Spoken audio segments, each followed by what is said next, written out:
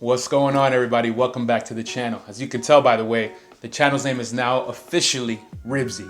So welcome to the new era of this channel. Anyways, let's go ahead and jump into this week's video. So when I was in LA last month, when I was back in the US, I actually got to meet up and finally hang out with one of my homies, Mike Gray. I've interviewed him for the podcast before, the new classic podcast. Go check it out, link down below. And I finally got to actually meet him in person. So we decided to get together, do some shooting obviously, and walk around downtown LA and hang out. The purpose of this shoot was actually to test Portra 400 versus Fuji 400. And as you know before, I've kind of thought about whether Fuji was better or worse than other films for darker skin. And of course, we had to put it up against Portra. This is not an official kind of test, not an official experiment. Took it very casual and easy because again, I was hanging with Mike Gray. I wasn't there to like do a science experiment. So I shot both rolls. I tried to get a couple different scenarios with each. That way we had something to compare to. But again, this is not going to be perfect. So I hope you enjoy it. Let's go ahead and jump into the footage. We're going to compare Portra 400 and Fuji Pro 400H. And our model has beautiful brown skin. So we're going to see which one highlights those colors on the skin the best. We'll do some stuff in the shade, some stuff in the light. And then I'm of course getting the darkroom when I get back to New York, well not New York, to London, and then see what that looks like. So without further ado, here's our guest. Give me this camera. What's good?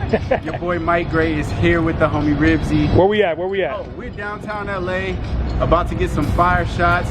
He has the Rolleiflex out. Oh yeah, forgot to mention that. The Rolleiflex. He got the Rolleiflex out. I'm very curious to see how this thing works, man. I haven't played with this too much, so I'm excited to see what he gets out of it.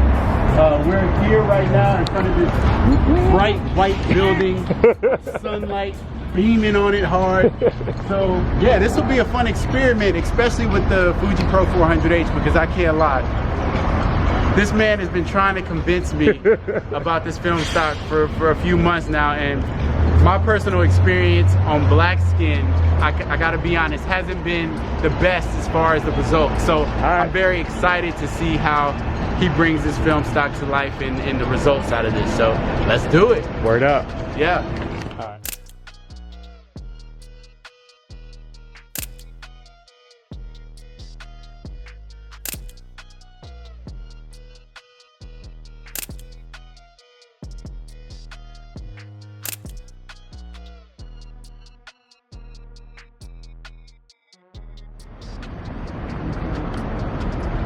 You gotta do that shit where they like look at the camera real smooth and like lick the lips, you know, like, hey, here we go. he got it down. You can tell he's an actor.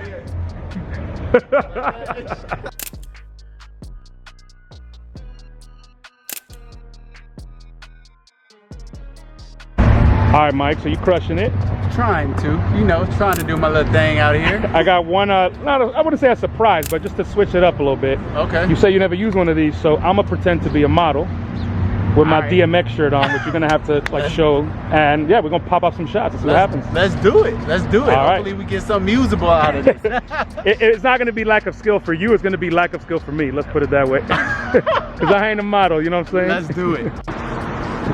Yo, you're gonna lose all your momentum because there's only one shot left, so you're gonna have to reload and then do something again. You tell me, what do you want me to do?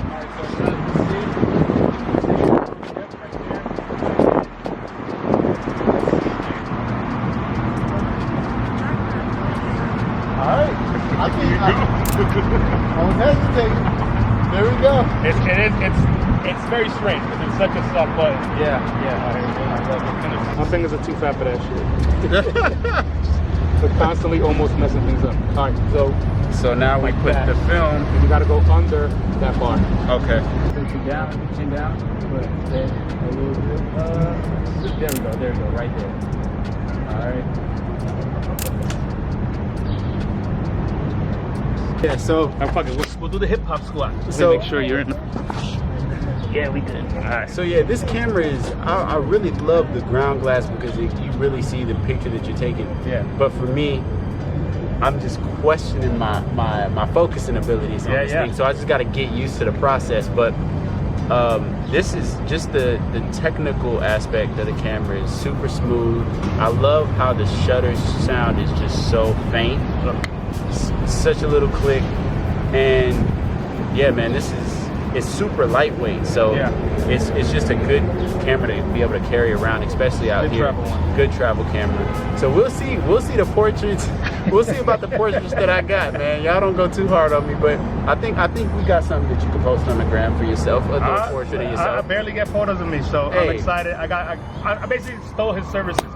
He's not getting any money for those 3 photos he got of me, so I hope he's okay with that. Hey, I'm totally fine with it, man. This is a beautiful camera. Yeah. I'd love to shoot with this more though. Like, I love to play around with it because it definitely forces you to compose your shots differently and kind of look at certain things different, because you're not relying on that 6:7 ratio. Because 6:7 just always. I mean, it's hard to make 6:7. He's like, I'm sorry, I shoot with only the best. nah. This for us to do 6:7 Pentax, you know what I'm saying? Like, get that Pentax again. Nah, man. Nah, bro. This is a beautiful camera. I'm excited to see the results. Yeah, for sure. Yeah. All right. Let's shoot. No.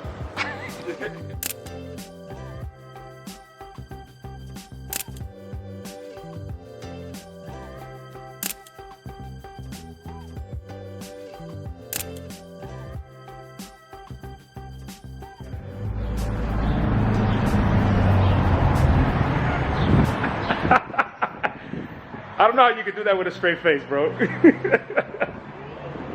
No lie though, this looks fly though. If this shit wasn't like 120 frames per second, bro, and you over here styling, like that shit would look cool. That's how the models do it, bro.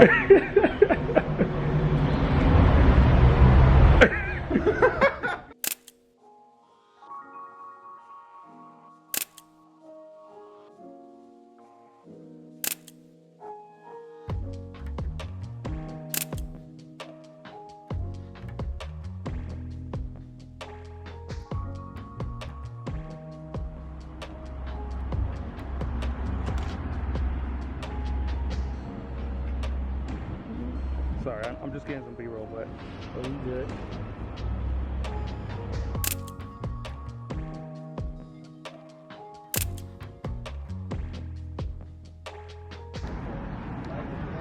What up? just wrapped the dope ass shoot, and I'm excited. I'm supposed to be behind you because I'm turning right. Oh yeah. I fucked up though. Hey man, and we got a lot of one ways in LA, so I know. Stuck.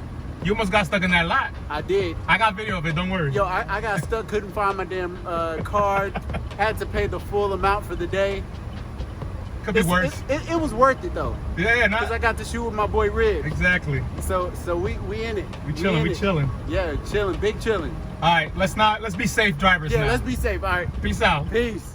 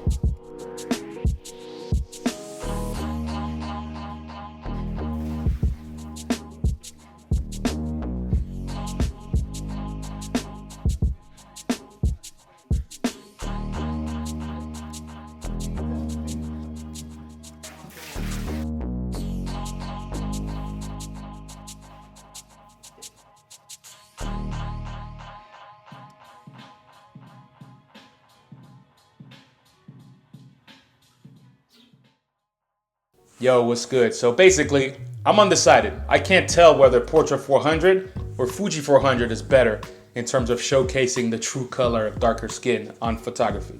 And honestly, I think the main message here is if you expose your images properly, so let's say you don't overexpose or underexpose, you can't really tell that big a difference. Obviously, there's gonna be some differences in the films themselves, but in terms of the skin color, I didn't see any that was either way better or way worse than the other one. they both kind of gave me what I felt to be fairly accurate colors. And, you know, that makes a lot of sense because Portra 400 is kind of the, you know, the #1 film that everybody uses. And there's a good reason for that. You know, obviously the 400 speed, but then its performance. It is the signature pro film that's out there. And the Fuji film is also a pro film. So it would make sense that both do a good job. In my last video, which you can check out in this link up above here, I used Portra 160, and that one definitely gave me something very different. So a lot of people talk about the difference between Portra 160 and Portra 400, and I think that's probably a legit difference. But anyways, speaking on Portra 400 specifically, I think in terms of my test, obviously it wasn't perfect. It wasn't like a, you know, same exact photo with two different cameras, one Fuji 400, one Portra 400. This was kind of a mix of photos across different times of day. So I used this camera right here, the Rolleiflex, as you saw, and this makes things a bit more difficult because, you know, there's a minimum amount of shutter speeds here. I think there's only 4. It tops out at 1/200th of a second. And then in terms of aperture, it goes from f11 to f22. I don't even have an f16, for example. So sometimes you gotta estimate, maybe go a bit above, a bit below, and that's gonna affect your exposure. So let's actually look at some prints here because I think, you know, you can look at the scans, which we'll do in just a second, and then you can look at the prints, and that's gonna give you very different results. Scanning and printing are different things. In terms of the actual prints, for example, this photo right here is actually a Fuji 400 shot in direct sunlight. And I think it's a very neutrally balanced shot. The skin doesn't look incorrect. There's no like random tones that are leaking into it. But you know, it's not like popping as hard as theoretically I would want it to. And maybe that's because of the direct sunlight. Direct sunlight is a bit aggressive and therefore it might wash out the skin just a little bit. If we look at a shot right here, this is a Portra 400 shot in direct sunlight. This is later in the day, so the sun is actually lower in the sky and it's not that direct overhead kind of unimpeded sun. This is more of that leading into golden hour sun. So you can see that there's a lot of golden light actually hitting his skin. I will say though, the golden light here kind of takes over and his skin is losing a bit of its character. It's a bit more yellowy, and again, that probably makes sense because of the golden light, but it doesn't look incorrect to me. There's no random off tones in here or anything like that. And I believe this was properly exposed based on the scan and also based on the print. I have here a snippet from an actual earlier test print. And interestingly enough, the colors came out different even though the settings were supposed to be the same. And that's because I actually ran out of chemicals during this batch. So this was probably the last print I made with that batch of chemicals, which was, let's say, a month and a half old. This is with fresh chemicals and the colors came out very different. So I had to actually alter the settings on the enlarger to get back to something a bit more neutral. But either way, you can see between these two, this one pops a bit more. There's a bit more contrast in there. I think the skin is showcasing a bit more depth in terms of color, whereas this one is falling slightly flat. So again, you know, you have to think about these variables and try to keep things consistent. But either way, very happy with how the portrait image looks here. If we look at some of the scans, honestly, it's a big toss-up here. It wasn't very clear. Scanning is an interesting process because it's not necessarily what the film was intended for, but you know, we make it happen whether you use a flatbed or like me, you use a digital camera and then you convert your negatives to Negative Lab Pro. In doing so, it wasn't very clear to me which one was better, like I keep saying. The Portra one, I think overall was a bit softer in terms of kind of the hard hittingness of the color, whereas the Portra, or not the Portra, whereas the Pro 400 had just a hint more of something nice in the skin. And we'll look at some examples here, but that's very subjective and honestly it might even be pushing it. I haven't seen any major problems with either one. And with the Portra ones, I did somehow here and there correct a little bit of the color. There was a tiny hint of green kind of leaking into the skin, but maybe that was subjective. But either way, if you manipulate your images just a little bit, I think you can get pretty accurate colors in terms of what I feel looks good on darker skin. I didn't think either one was negatively showing the skin. It's just about which one you think looks better, I guess. Very big toss up here. And honestly, I'm a bit surprised because my experience with 160 was very clear in terms of which one was better, but 400, Portra 400 like does the job, especially if you compare it to Fuji Pro 400. I did want to look at other people's work as well, just to kind of make sure that this wasn't just me doing something wrong, because everything I did here, I did it by myself. I developed the film myself, I exposed it myself, printed these myself, I scanned them myself. So there's a lot of room for error or kind of variance in there.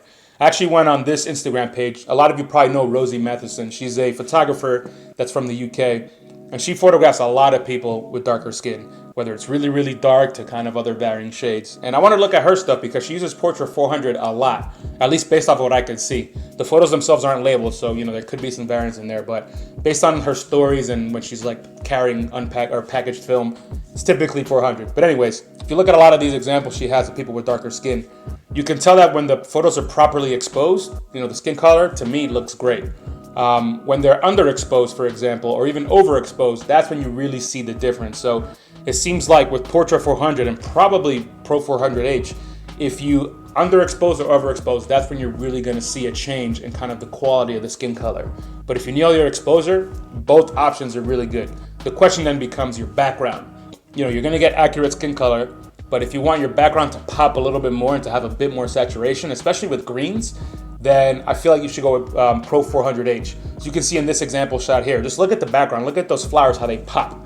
You know, we can look at some Portra examples instead where there's background, and you see that it's a bit softer, the color's not in your face. Portra is not a highly saturated film, whereas Pro 400H seems to be a bit more. So in the end, if you're photographing people with darker skin, I don't think you can go wrong with 400H or Portra 400. There is no clear winner here. This is just about preference and access and price.